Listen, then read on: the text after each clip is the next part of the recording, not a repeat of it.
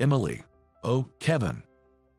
While playing with my nephew in the park, I unexpectedly ran into my former boss, who had abruptly left the company 3 years ago. After taking 2 weeks of paid leave, she disappeared without giving any reason. Now, standing beside my former boss, was a girl who looked about kindergarten age.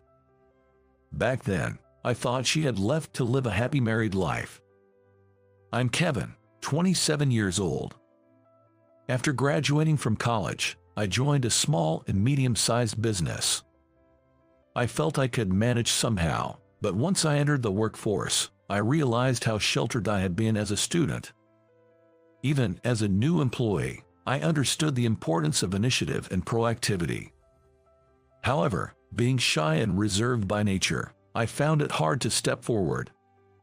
My colleagues, who joined the company at the same time as me, were more outgoing and quickly bonded with seniors and supervisors. Meanwhile, I struggled to ask questions even when I didn't understand something and just followed along, unsure if I was doing things right. At that time, a senior colleague approached me and asked, "How's your work going?" It was Emily, a senior by 3 years.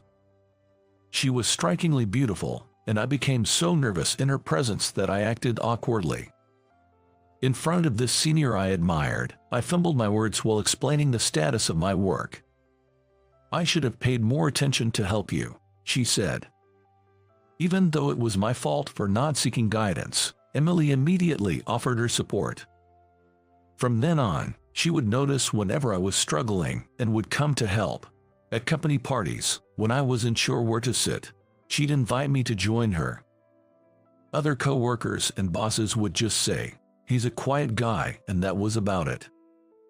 But Emily, without teasing, always encouraged me, saying, "Ask anything and it's okay to make mistakes." Emily was promoted to a supervisor at 28. Following the retirement of our department head and Michael, everyone moved up in rank. Her constant smile, friendly approach, quick thinking, and sense of responsibility made her the obvious choice for the promotion. Even as a supervisor, Emily continued to support her subordinates, including me, and was a kind and reliable presence. She never said anything to diminish our motivation. Thanks to her, I began to gain confidence and show more initiative. I even started to notice myself becoming more proactive. I was initially reserved, but gradually I developed the ability to speak up and take action, making work more enjoyable. However, 5 years after joining the company, Emily suddenly took a day off. She had never missed work due to illness before. I thought it was unusual, but when I asked Michael about her absence, he only said, "She's feeling a bit unwell," without providing any details or knowing when she would return. She might take a break for a while, I heard from Michael, but even after a week, Emily didn't come to work, and another week passed. One day, during the morning assembly, it was announced that Emily had resigned. I thought we had built a considerable relationship as boss and subordinate. I felt she could have at least said something before leaving, and I wanted to express my gratitude for all she had done for me. After all, I owe my progress to Emily. But my emails went unanswered. I even tried calling her personally once, only to hear an announcement that it was turned official. I never managed to get in touch with Emily again. 3 years passed, and I turned 30. I continued to enjoy my work and led a fulfilling life. During that year's holiday season, my sister, who had moved to Alaska, returned home for the first time in years, and we planned a family gathering. It had been years since I last saw my niece and nephew. For the first half of the holiday, we went sightseeing and had a barbecue in our backyard. For the second half, we decided to relax at home. But my energetic niece and nephew couldn't sit still and wanted to play. So, along with my sister's family, I decided to go to the large park near our home. Arriving at the park, my nephew excitedly pulled me toward the big slide. As the slide came into view, his excitement peaked, and he let go of my hand, running ahead. As this was happening, I called out to the kids, "Let's take turns, okay?" But at the bottom of the slide stairs, there was a bit of a scuffle between my nephew and a girl about kindergarten age over who would go first. Seeing this, I hurried over to my nephew. The girl's mother also hurried over, and we both apologized, saying I'm sorry to each other. Then, when I looked up, "Emily." "Oh, Kevin," she responded. I was truly surprised. It was Emily, right there in front of me. For a moment, it felt like time had stopped. With the kids needing attention, our greetings were brief. Soon, my nephew got bored of the slide and started playing in the sandbox with my niece and the girl Emily had brought. My sister and her husband kindly offered to watch the kids, allowing Emily and me to talk on a nearby bench. The girl I thought was Emily's daughter turned out to be her niece. Emily had thought my nephew was my son. We both laughed at our mutual misunderstanding, thinking the other had become a parent. "Looks like we're both still single. I thought she was your daughter because she resembles you." Seeing Emily smile again after so long brought back memories. "But it's good to see her doing well." After a brief pause, I naturally spoke. "I left the company suddenly back then," Emily said with a hint of sadness in her smile. I wondered why she had left so abruptly. I wanted to ask the reason I never got to hear back then, but seeing Emily's sad face, I thought better of it and held back. Emily, watching her niece, seemed deep in thought. Then she revealed, "Actually, Olivia's mom, my sister, passed away right after giving birth to her." Emily shared her story with a sorrowful expression. Her sister, a single mother, had complications during childbirth and tragically passed away. Shocked by this news, Emily took a leave from work. Overwhelmed by shock, she couldn't bring herself to say my sister has passed away and instead took paid leave from the company. Even after her sister's funeral, the grief of losing her sister wasn't something that could easily fade away, so she took another week off, citing poor health. The loss of her close sister was devastating, and her parents were equally shattered. Worried about leaving her grieving parents, Emily decided to resign on her last day of leave. Emily's family home was far from the company. She felt she had no other choice but to resign. Hearing this for the first time, I was at a loss for words. Eventually, it was decided that Olivia would be raised by her grandparents.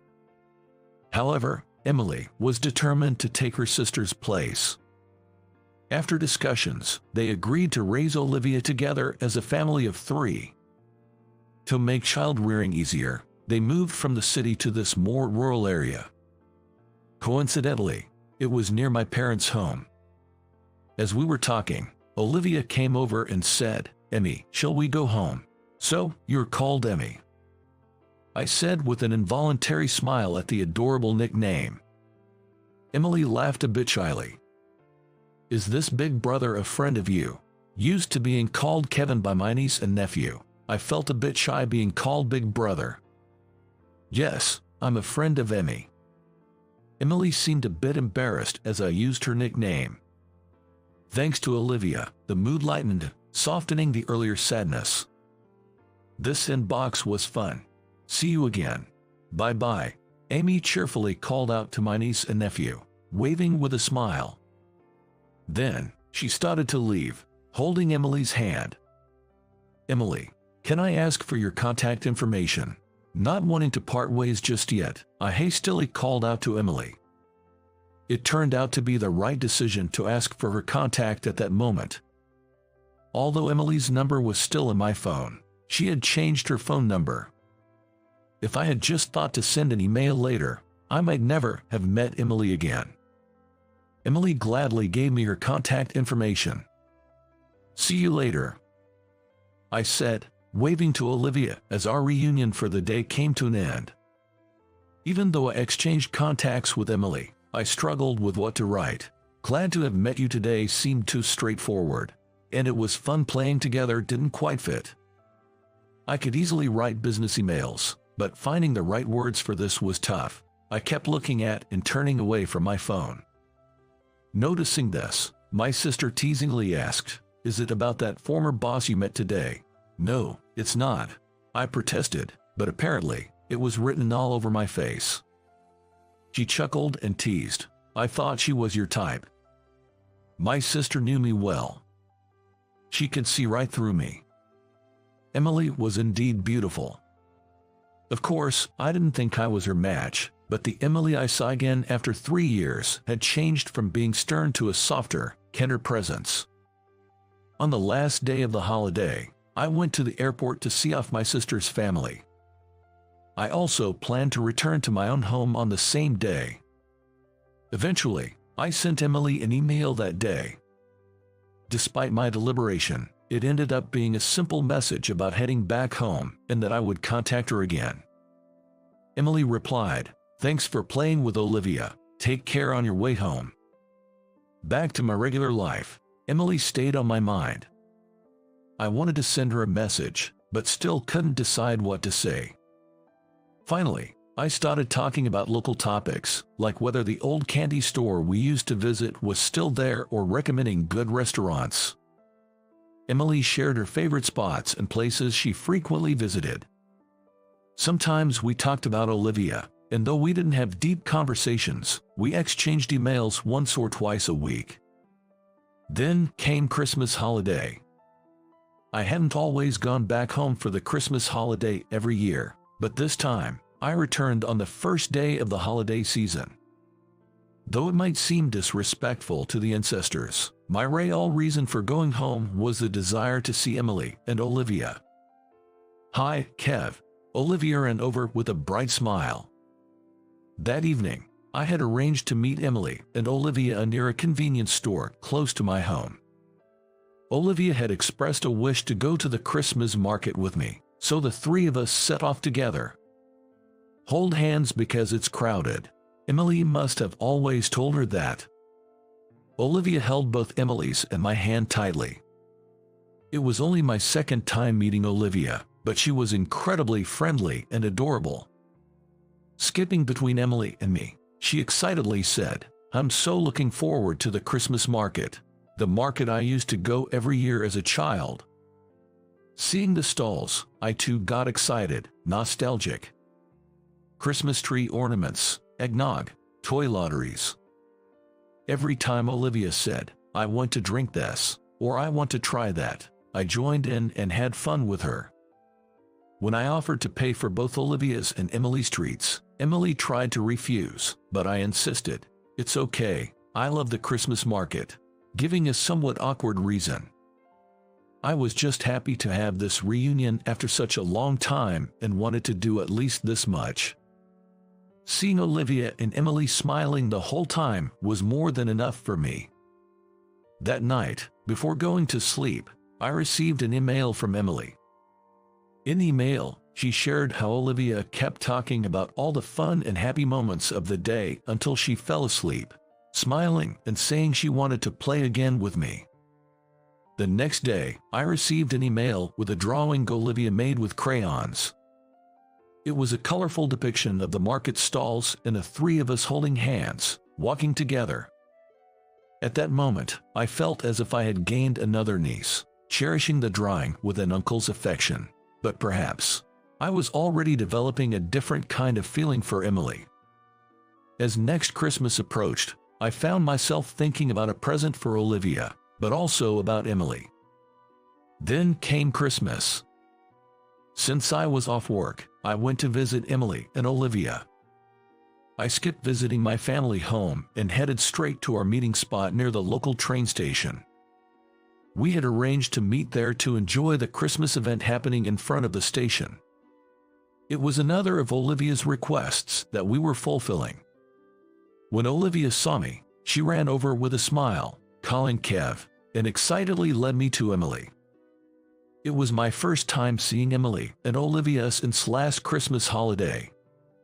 Seeing their beaming faces, Emily with a white scarf and Olivia's energetic demeanor, I felt a sense of relief. "Merry Christmas, Olivia," I greeted, handing her the Christmas present I brought. Olivia's eyes sparkled as she received it, saying thank you, with a big smile, holding it carefully with both hands.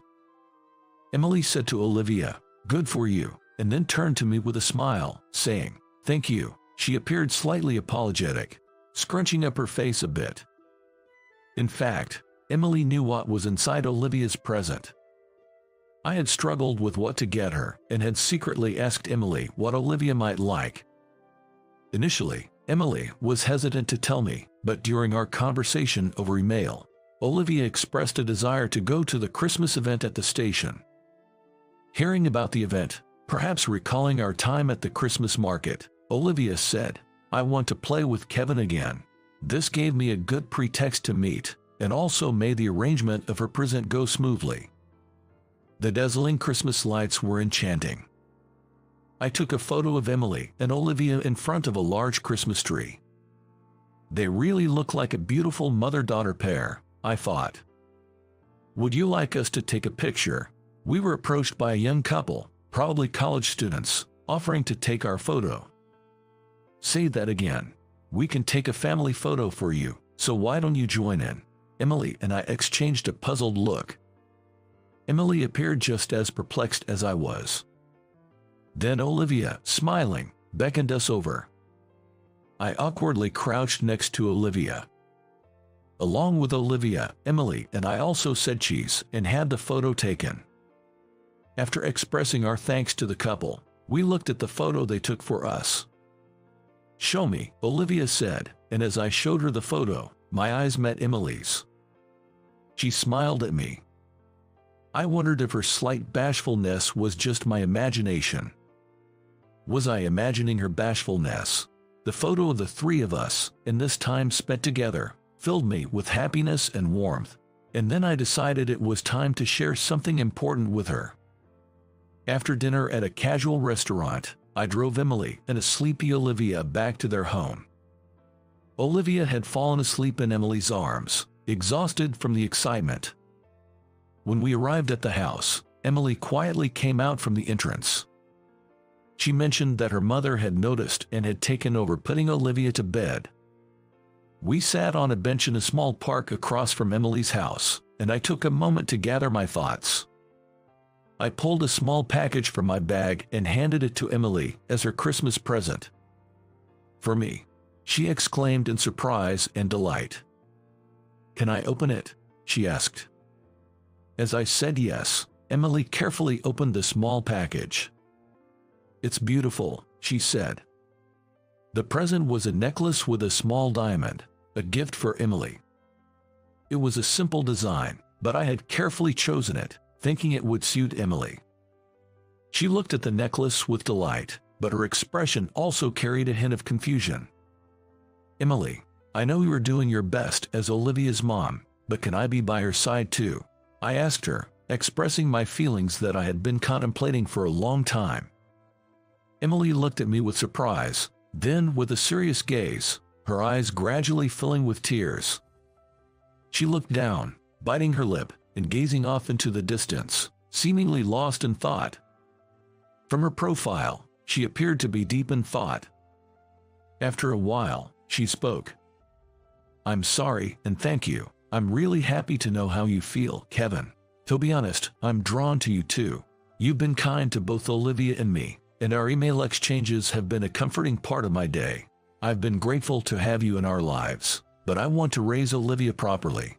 I may not be her real mother, but I intend to be by her side as if I were. So, I can't reciprocate your feelings. I'm sorry, but thank you." Emily tried to end the conversation there. But I wasn't speaking out of a half-hearted sentiment.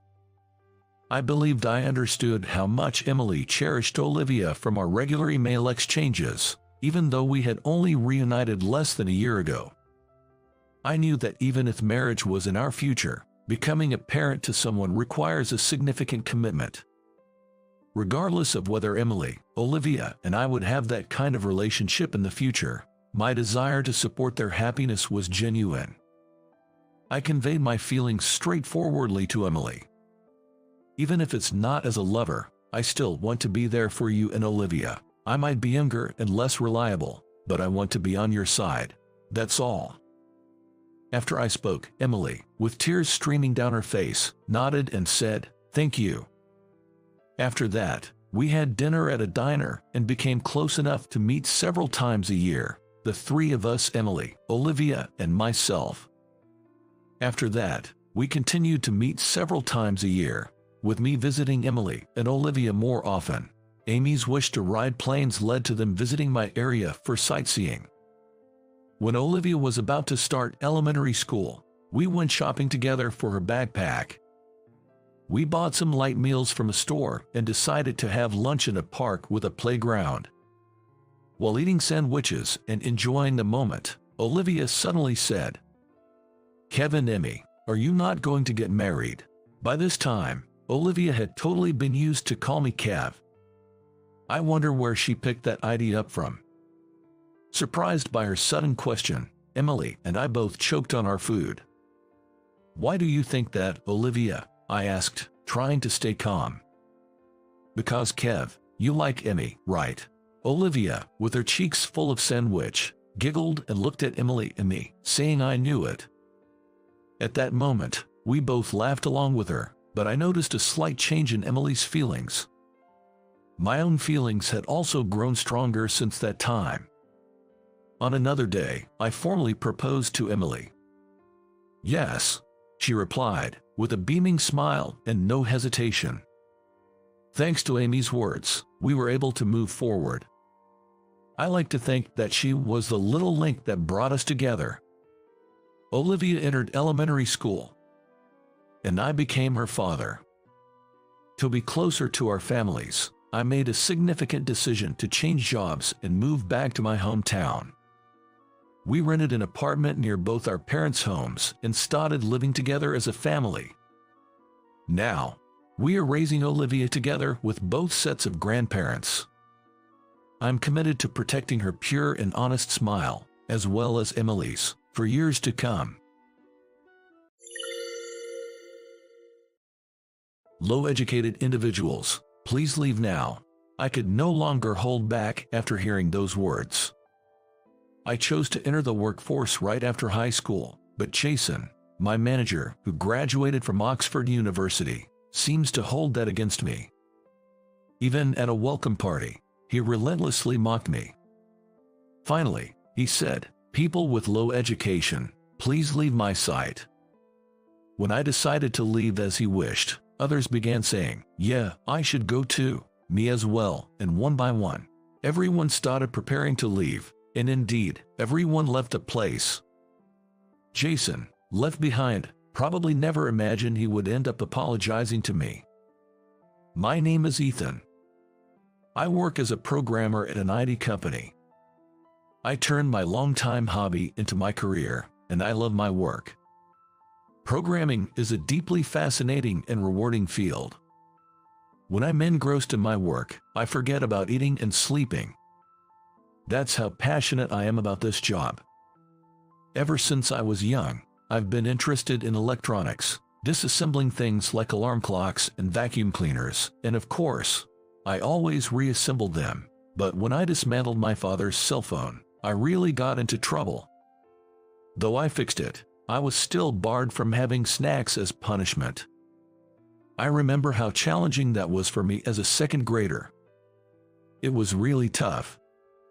When I was in third grade, my teacher, Ms. Anderson, said, "Soon, you'll have a class on programming, so we'll give you a brief introduction to what programming is." That lesson completely captivated me, and I plunged deep into the world of programming. It felt like falling into a programming rabbit hole. Even though we only covered the basics in class, I went home and eagerly shared with my parents. Today, I learned about programming from my teacher. My father, also a programmer, said, "If you enjoy it that much, I can teach you more about programming." I hugged him and eagerly asked, "Really? Please do." I received my own computer and learned more about programming from my father, diving even deeper into this world. While my friends were obsessed with video games, I discovered I could create my own games for programming, and that's precisely what I started doing. The games I created with my father's help were a hit among my friends, who exclaimed, "Ethan, you made this incredible. It's so much fun."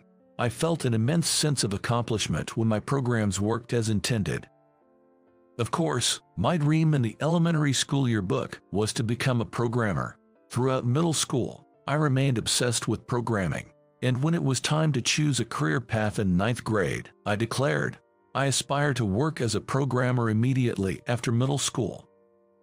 Naturally, my teacher, Miss Thompson, immediately objected, advising, "No, at least finish high school first." My parents also counseled, "We understand your passion for programming, Ethan, but at least complete high school." But I remained determined, my eyes alight with ambition, as I asserted, "I want to start working as a programmer as soon as possible." After about 20 persuasive conversations with Miss Thompson and my parents, they finally said, "Even if you're not interested in certain subjects, they might be useful in the future. You're young, so you should broaden your knowledge beyond just programming." I still want to, I thought, considering my options. But then they proposed, "If you attend a high school that allows part-time jobs, we'll let you work as a programmer at the company where I work." I instantly agreed, exclaiming, "Really? Then I'll go to high school." So, I ended up attending high school instead of working right after middle school. Had I refused, Miss Thompson was prepared to involve the principal and vice principal.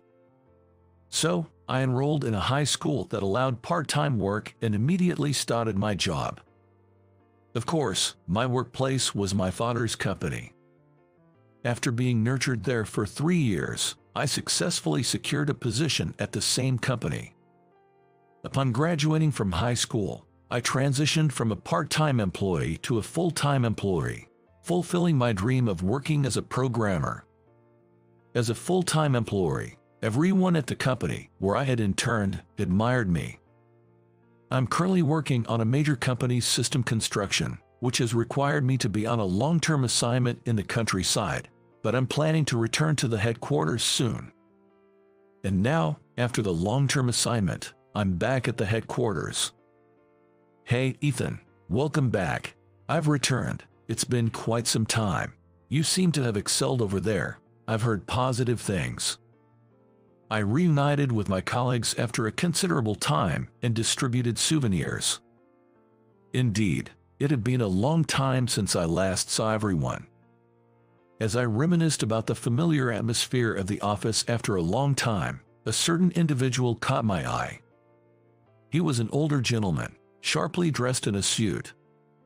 I wondered, have I met him before? Just then, Tyler, a senior colleague, informed me, "Ethan, you probably haven't met Jason yet. He joined a company during your assignment. He's now the manager of this department and was personally headhunted by President Smith from Oxford University." No wonder he looked unfamiliar. Well, an Oxford graduate must be quite accomplished. I approached Jason to introduce myself. "Jason, I'm Ethan. I was on a long-term assignment, so please excuse my delayed introduction." You're Ethan. I've heard quite a bit about you. I'm looking forward to working together." He responded with a smile, and we shook hands. He seemed pleasant, but then he unexpectedly inquired, "Ethan, you appear quite young. From which university did you graduate?" Surprised by the abrupt question about my education, I candidly responded, "I joined this company straight out of high school." Jason's eyes widened. "What? The company hires directly from high school?" he exclaimed. I was puzzled, wondering if my high school graduation was really that astonishing. Perhaps for Jason, an Oxford alumnus, it was. Assuming it was a norm among graduates, I merely smiled and remarked, "Well, yes, I wanted to start working early." Jason then commented, "I see. You must have had to start working early due to financial constraints." What a huge misconception. It wasn't for that reason, but clarifying such a significant misunderstanding seemed daunting, so I resigned to simply saying, "Anyway, I'm looking forward to collaborating with you," and returned to my desk. However, from that point on, Jason perceived me as merely a high school graduate. He assigned me menial tasks like photocopying documents, sorting trash, and managing mail, all tasks anyone could perform. He didn't involve me in any programming work. I advocated for the opportunity to engage in programming, as it was my expertise, but he dismissed it, laughing. "No, you're just a high school graduate, right? I'm assigning tasks that fit your level." I was excluded from the projects I had been handling. According to Jason, it's unprofessional to have a high school graduate leading projects. I felt regret for the clients and colleagues to whom I couldn't properly transition the work. But Jason, as expected of a manager who was headhunted, was an exceptional programmer and operated at an incredibly fast pace. I thought, if only he were less competent, I might have had a chance to prove myself, but I kept these thoughts private. So, I found myself unable to challenge Jason and silently followed his commands. Some seniors tried to advocate for me to Jason, but I didn't want them to face repercussions on my behalf, so I requested they refrain. In the midst of this, Brandon, known for lifting spirits in the office, suggested, "Since Ethan has returned to the headquarters and we haven't yet celebrated Jason's arrival, let's have a welcome party." Consequently, a party was scheduled for the weekend. Apparently, my attendance was expected. "Is that fine, Jason? If it's a welcome party for me, I'd be delighted to attend," he replied cheerfully. Jason seemed to appreciate social gatherings. "Ethan, you're the guest of honor, so make sure to be there. Don't worry, I'll ensure your presence," Tyler reassured with a smile, and the day of the party arrived. "This party has even been mentioned to President Smith, so let's enjoy ourselves," Dylan, the organizer, encouraged as I wrapped up my work. Then, just before the end of the day, an internal call came through to our department. It was from White Work, the company I had been responsible for before being reassigned by Jason. Switching to the call, "Is that you, Ethan?" the employee from White Work inquired. "Our computer screens have frozen, and pressing the enter button only spawns continuous pop-up windows. It seems like a bug. Your usual contact is Brandon, right? But he's currently preoccupied." Looking over, I saw Brandon on the phone. Many were out of the office today, and Jason had gone out, planning to head directly to the party venue. Everyone else is busy with other issues. If this isn't fixed, we can't progress with our work. At this hour, we'll have no choice but to work overtime. Overtime is the worst. We want to leave on time, I heard through the phone. I vaguely remembered White Works being famously a white company, where everyone wanted to avoid overtime at all costs. "Can someone come and fix this? If it's not fixed, we can leave. Maybe Ethan can figure it out quickly." Well, I'd have to see it first to understand. White Works wasn't far from here, and since I used to handle them, I thought of going. Then I heard Brandon saying, "Yes, that's the plan. Thank you very much." He was about to end his call. It looked like the call would soon be over. "I'm sorry, could you wait a moment, please?" I put the call on hold and approached Brandon. Then, Brandon immediately hung up the phone, and I promptly explained the situation to him, saying, "Brandon, about earlier. Man, seriously, I need to make 2 more calls right now. Ethan, could I leave the handling to you?" "Yes, of course." Now that I had Brandon's permission, I promptly lifted the hold and said, "I apologize for the wait. Brandon is unable to handle this at the moment, so I'll be right there," and headed to White Works. I was excited to be working as a programmer again after a while, even though I might get scolded. Although I couldn't program at work, doing it at home was different. It felt more like a job, and I was more motivated. It's not that I don't get motivated by miscellaneous tasks assigned by Jason, but still.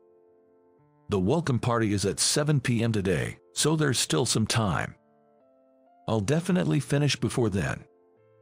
Eventually, I successfully resolved the bug, and White Works didn't have to work overtime, earning me a big round of applause from everyone. Only Ethan can do it. Let's call him Ethan the Great. Almost no overtime. We can go home. How thankful. The exaggerated joy made me leave White Works. Looking at my watch, it's almost 7 p.m. It's about time for the welcome party to start. The venue was a bar a bit away from the office, so I messaged the organizer saying, "I'll be a little late, but I'm on my way," and caught a taxi to the bar. As I got out of the taxi in front of the bar, I heard someone call Ethan from behind. Turning around, there was my father. "Dad?" "What, you just arrived too? You're the guest of honor today." Apparently, my father, the president of our company, was also invited to the welcome party today. He loves social drinking, so he would go wherever he's invited. That's probably why he was invited today. I was dealing with some issues, so I got late." "Well done. How have things been recently? Are you getting along with Jason? He's a great man. You must be learning a lot from him." Well, haha. Wondering what would happen if I told him that I hadn't been given proper work to being a high school graduate. My father and I entered the bar. "Hey Ethan, good job. You're late. You were the only one we were waiting for." "Oh, President Smith too. Glad you could make it." "Of course, I come immediately when it's about drinking." My father laughed, and we were immediately greeted by the senior members of the department as we entered. We arrived at the bar around 7:15 p.m., and Jason was already there. Since I was late for the start of the party, I went to Jason to apologize and greet him. It was now just 7:20 p.m., only about 20 minutes since the party started. However, Jason's face was already red, clearly drunk at first glance. "Jason, thank you for your hard work." The high school graduate finally arrived. "Making me wait, you've got guts," he said with glaring eyes.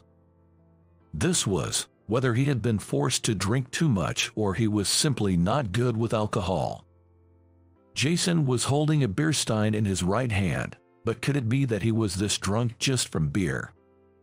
"So you, a high school graduate, decided it was okay to make me, a college graduate, wait, and that's why you're late." Jason was completely sloshed as he confronted me, quite a gap from his usual self. Then Jason downed his beer in one go and slammed the stein down on the table with a thud. And he glared at me sharply and said, "The thing is, I didn't join this company to work with someone like you. I joined to meet Mr. Maverick." Mr. Maverick. You might not know him, being a high school graduate, but Mr. Maverick is the programmer I respect the most in this world. The beauty of his programming is unmatched. Seeing that perfectly crafted, flawless program developed by this company changed my life. Anyone would be impressed by him after seeing it. Is that so? And then Jason started drinking beer again. The gap in his fervor was astonishing. But perhaps it was time for him to stop drinking beer. As I was thinking this, Jason slammed the beer stein down on the table again. Maybe the beer stein itself was reaching its limit. That would be serious if it broke. And yet, even after joining, I still have no idea who Mr. Maverick is. And there are people like you, a high school graduate, working here. People who couldn't even go to university in the US are practically inept. "Hey, bring more beer." "No, Jason, you've had enough." I tried to stop him, but that seemed to irritate him even more. What's with that attitude for a mere high school graduate? People with low education should get out of my sight. I couldn't take it anymore after those words. "All right, I understand. I'll take my leave." I've never been ashamed of being a high school graduate. I don't know what he has against high school graduates, but continuing the conversation with Jason would only result in more insults. I decided I didn't want to be in the same space as him any longer and started preparing to leave, saying, "Excuse me, but I have to leave early." To the organizer Dylan. Then Brandon raised his voice, "Jason, that's enough. Ethan may be a high school graduate, but he is one of our most competent employees. I can't stay with someone who keeps insulting Ethan like that. I'm leaving too, Ethan, let's go." And Brandon started preparing to leave. "Right, I'm leaving too." "Me too," and one by one, Our senior colleagues began preparing to leave. No, no, please stay and drink. I tried to persuade them. But they retorted, how can we drink after hearing all that about our dear junior? Right, Ethan, let's go drink somewhere else. Hey, that sounds great. I'm in too. Hey, don't leave me here. I was pulled away by Brandon as our entire department really did leave the bar. The only ones left behind were Jason and my father, the president. The next day after that dreadful drinking party, when I arrived at work, the first thing Jason did was almost prostrate himself and apologize. I'm very sorry for yesterday. I heard from President Smith. I was drunk and carried away by the alcohol. I apologize. You heard everything, didn't you? Yes. I also heard that you are Mr. James's son and that you are Mr. Maverick. I heard my father told you everything. After we left the bar yesterday, my father, left alone with Jason, told him everything about me. That I am Mr. James's son, that I had been around the company since its inception, known by all employees. From upper elementary school, I was more knowledgeable about programming than anyone in the company, giving advice to employees even as a child. And that the Mr. Maverick, Jason so revered, was actually me. At first he didn't believe it, but he came around when I said there was no benefit to lying here. Yes, the programmer Mr. Maverick that Jason had been talking about was me. The origin of the name comes from my real name Ethan. The perfect program that Jason had praised so much was something I had created while working part-time during high school. I was perplexed to be praised so much and to be called Mr. Maverick. So, I heard from other employees that you've been sidelining my son as a mere high school graduate, not giving him proper programming work. Jason's face went pale. Well, my son chose to finish high school, and I even had to persuade him just to attend that. Would you have given him even less work if he was only a middle school graduate? That's not what I mean. If you judge people solely by their educational background, I'll start losing trust in you. With that, my father left Jason behind and walked out of the bar. By the way, since the organizers were too angry and left, my father ended up paying the bill with his card. Maybe I should bill Jason for ruining the party, my father said, clearly not amused. It was really just the alcohol. I was drunk, Jason said weakly. But you always look down on Ethan for being a high school graduate. Brandon raised his voice in defense. Yeah, are you going to flip-flop now that you know his father is President Smith? Or are you trying to cozy up now that you know Ethan is Mr. Maverick? Yeah, we still haven't forgiven you, and the seniors got increasingly noisy. Jason mumbled, that's not what I meant, looking flustered. As the situation became unmanageable, the phone rang loudly. When I answered the phone, I heard a voice pleading, please help me. I felt a strong sense of déjà vu, but the caller wasn't from Whiteworks from yesterday. It was a different client company. Hearing their story on the phone, I inadvertently exclaimed, what? Causing everyone who had been making noise until just now to look over at me. The call was about a more significant malfunction that had occurred after a recent issue they thought had been fixed. The person in charge of it was Jason. Can you absolutely fix it by tomorrow? We can't work like this. Could you please explain the details of the malfunction first? They said they would send the details of the malfunction in an email, which promptly arrived for Jason. We all gathered around the computer to check the email and were shocked by the massive amount of content. This amount of malfunction by tomorrow? That's impossible. This is an unreasonable request. While everyone was outraged, the content seemed manageable, not too difficult. Maybe we can do this. I reassured Jason, it's okay, we can handle this. In response, he shouted, what are you talking about? Is this some kind of revenge on me? Don't be ridiculous. Yes, it's a lot, but the content doesn't seem too hard, I replied. When I said that, Jason revisited email.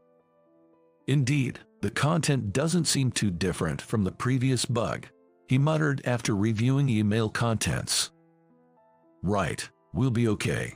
We can manage it today if we all work together, I told my seniors. I really appreciate you all getting angry on my behalf, but let's prioritize our work now. Our important client is in trouble, and we shouldn't let them down any further. You're a good guy, Ethan. Right, clients come first, not Jason. But we'll make sure to settle things later. Despite someone's threatening words, we decided to focus on the task at hand. All right, let's all work hard together, I said, raising my right hand.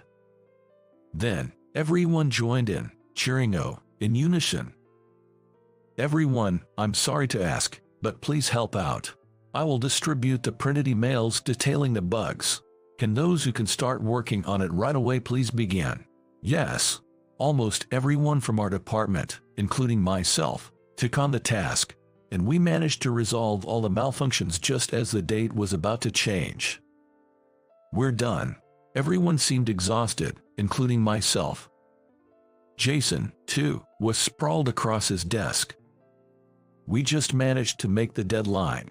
It's good that we finished. I thought it was impossible, but we did it. Of course, we could. Jason is competent, but so is everyone here, all excellent engineers and programmers. Brandon, who said that, also looked completely exhausted. Usually, he's so energetic and the mood maker of our team. Thank you, everyone. I'm sorry for causing all this trouble. It's too late now. We're expecting better from Jason in the future. As everyone was too exhausted to even get up, I was called by my name, Ethan. It was Jason. Yes. In a rush, I lifted my head, but was told, stay as you are, that's fine. Thanks to you, we were saved today, thank you. No, I didn't do much. I'm sorry for not letting you work as a programmer before. Today, I experienced your excellence as a programmer firsthand. I truly realized you are Mr. Maverick. I'm genuinely sorry for treating you poorly just because you were a high school graduate. I'm planning to tell President Smith I'm ready for any punishment. What? I've upset everyone, and I can't remain as section chief after this.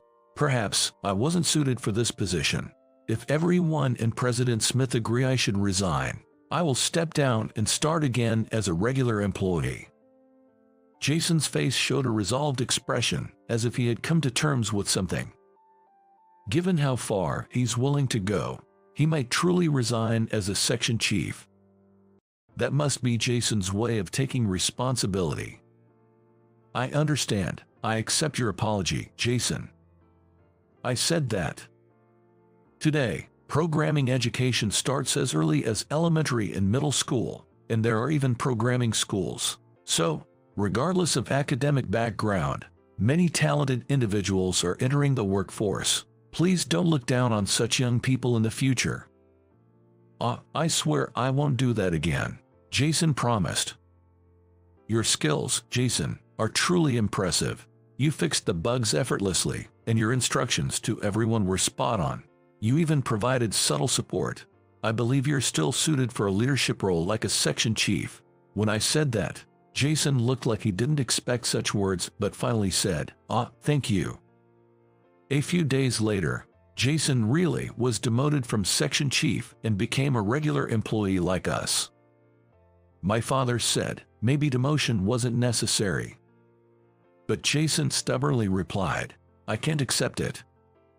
So, Brandon, the mood maker of our department, became the new section chief, and we continued to work hard. As Jason became my desk neighbor, we talked more and seemed to get along better than before. Then, I asked Jason something I had always wanted to know. Jason, what was Oxford University like? Are you interested? He asked. Yes, I've always been curious but never had the chance to ask. Jason responded to me saying, all right, let me tell you about it. He has become much more amiable. Then Jason shared various details about Oxford University. It's located in the heart of Oxford, famous university with many notable alumni. The campus is incredibly vast, almost like a town in itself. There's joint research with venture companies. Many students are entrepreneurs. And there's a diverse international community allowing for plenty of interaction. Amazing. I'd like to visit there someday. Your eyes are sparkling. Just imagining it seems fun. Why not join a campus store designed for tourists? That sounds fun, but actually, I've been thinking about going to college lately. When I said that, Jason exclaimed, "What, Ethan, you're considering college?" Well, after being called a high school graduate by you, I started to think about it. Ethan, are you being sarcastic? Jason glared at me, so I replied, "No, not at all," though secretly, there was a bit of sarcasm. Until recently, I had no interest in studying. I thought it'd be nice to just do what I love and live my life. I love this job and never regretted not going to college. I even wanted to start working right after middle school. I heard from President Smith, "You were really considering working right after middle school." But observing you, Jason, someone with both work expertise and cultured intelligence, I've started to slightly regret not attending college. That's why I wanted to learn about Oxford University, where you studied. I guess college graduates are different after all. Then Jason thought for a moment and asked, "Ethan, have you discussed this college idea with your parents?" I shook my head. "No, it's still a vague idea."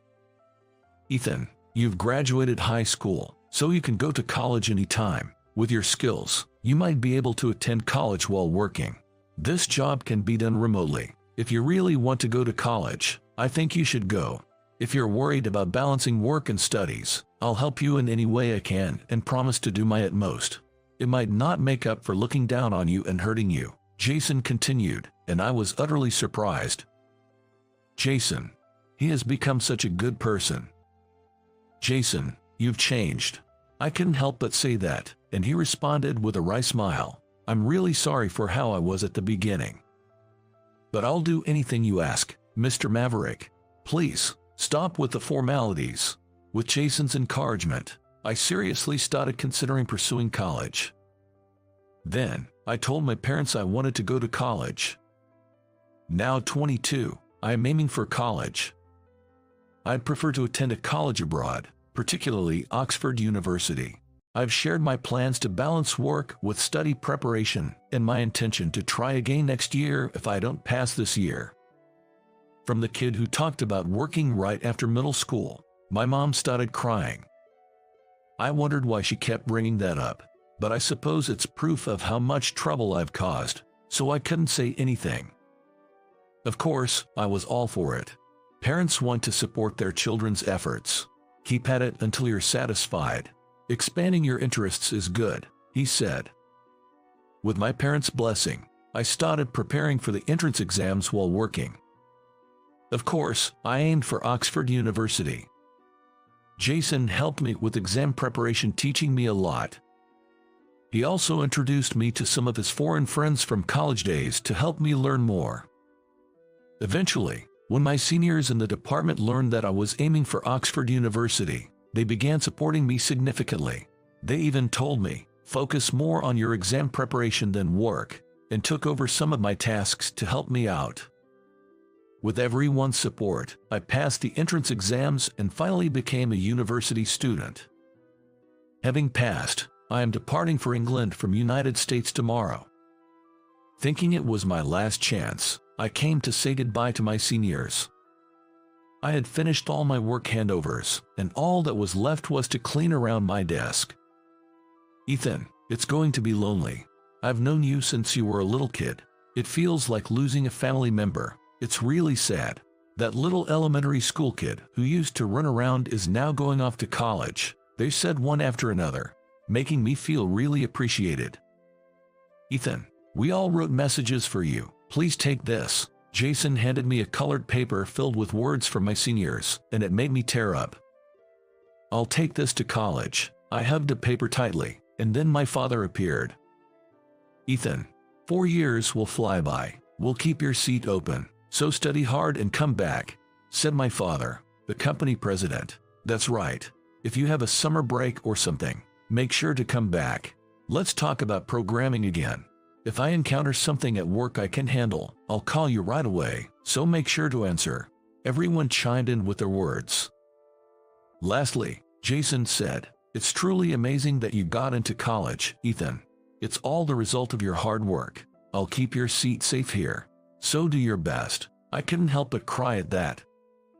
Feeling blessed with such good colleagues, I left the company and departed United States the next day. As a university student, I enjoyed my campus life while studying every day. Today, as I was studying in my room, I heard a notification sound ping. It was the sound of receiving an email. It was an email from my father about recent updates. It said that Jason was decided to be the section chief again. "Wow, that's great," I exclaimed without thinking. Jason had really changed since then, becoming more polite and considerate to everyone. It seems like there's no trace of his old self now. I remembered my father mentioning in secret that he wanted to offer Jason the vice president position. I hurriedly sent a message to Jason. "I heard you're becoming the section chief again. Congratulations." Despite the time difference, I immediately got a reply from Jason. "Thank you, I'll be visiting England, so let's meet up then." "Of course, let's definitely meet," I replied. The encounters and events with Jason were shocking, but they undoubtedly changed my life. After all, I am now a university student. It's something the old me could never have imagined. I believe it's because Jason himself changed that we are what we are today. If we had remained at odds, neither of us would be where we are now. Life is unpredictable. I realized that people can change in any direction depending on their thoughts and efforts.